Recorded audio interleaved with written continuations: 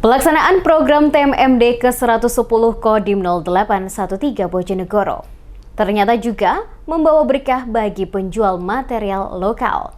Karena bahan bangunan yang digunakan untuk pekerjaan tersebut dipasok dari penjual material setempat.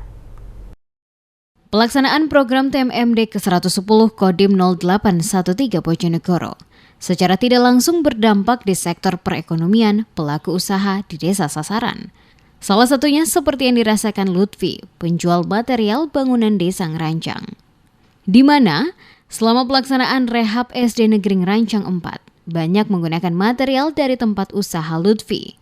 Material yang dipesan untuk rehab tersebut seperti kusen, jendela, dan pintu. Dengan pesanan tersebut dapat menambah penghasilan untuk Lutfi. Lutfi turut berterima kasih dengan adanya program TMMD, dapat membawa berkah untuk dirinya. Karena bertambahnya penghasilan Lutfi dari penjualan material tersebut, serta jalan desanya yang semakin mulus. Ini tadi ngirim kelengkapan untuk SD itu berupa kusen-kusen, jendela, pintu.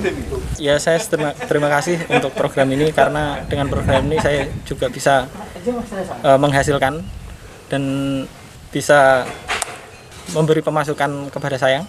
Harapan kedepannya semoga ini terus berlanjut karena bisa berkesinambungan antara pihak dari TNI dan pihak dari pemborong juga dari masyarakat sini. Ia berharap program TMMD terus berkelanjutan karena dampak dari program tersebut dinilai bermanfaat bagi masyarakat sekitar. Dengan menggunakan pick-up, Lutfi memasok material tersebut di SDN Ngerancang 4 Desa Ngerancang, Kecamatan Tambakrejo, Kabupaten Bojonegoro.